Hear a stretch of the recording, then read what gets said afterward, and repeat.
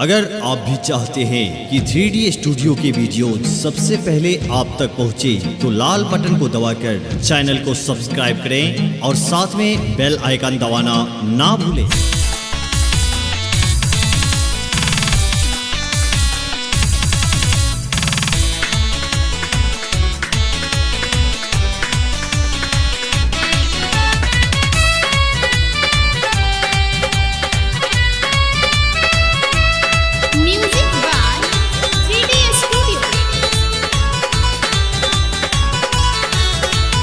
भोला बाबा के जलवा चढ़ा के बन जाए उनकर पुजारी हो।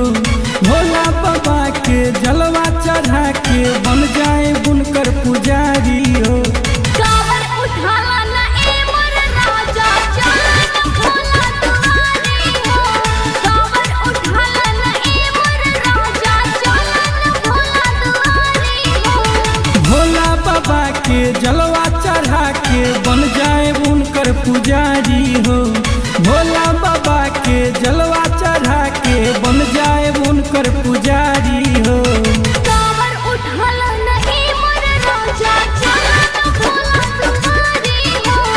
कावर उठाला ना ए मोर राजा, चला ना भोला दुआरी हो।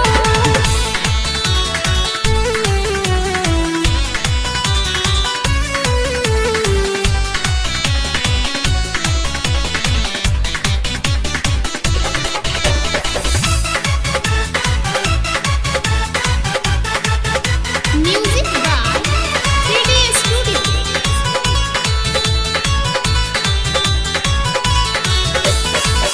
जलवा भर के चल आइल बाटे सावन। देवघर नगरिया बाबे बारा मन भावन, बारा मन भावन। जलवा भर के चल आइल बाटे सावन। देवघर नगरिया बाबे बारा मन भावन। होई जे कृपा भोले दानी के जिंदगी दी सवारी हो। होई जे कृपा भोले दानी के जिंदगी दी सवारी हो।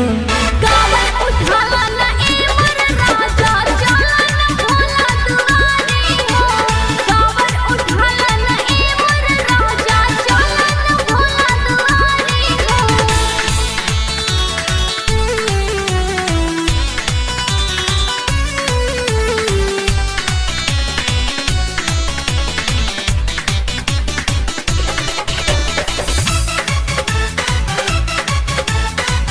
Music by 3D Studio.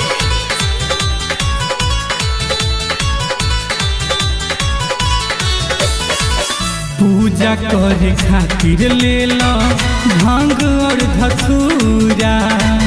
होए जे खुश भोला, आस करी हम पूरा, आस करी हम पूरा। पूजा करे खातिर ले लो भांग और धतूरा।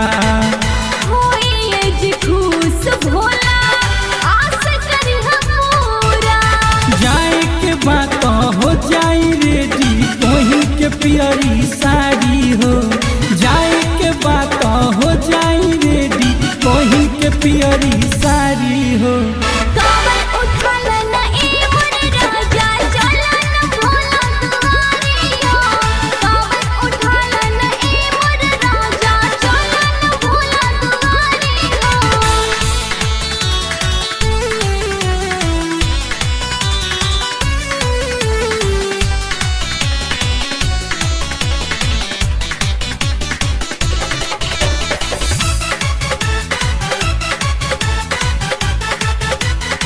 Music by 3D Studio.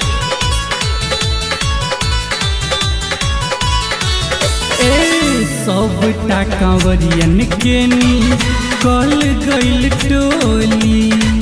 सब के हुले ले बिया गंगा जल के झोली।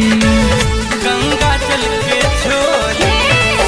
देवड़ा पप्पू कन्हैया चलल शिव नगरी।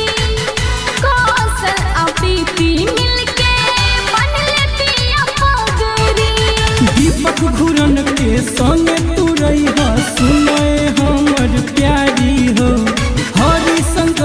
संग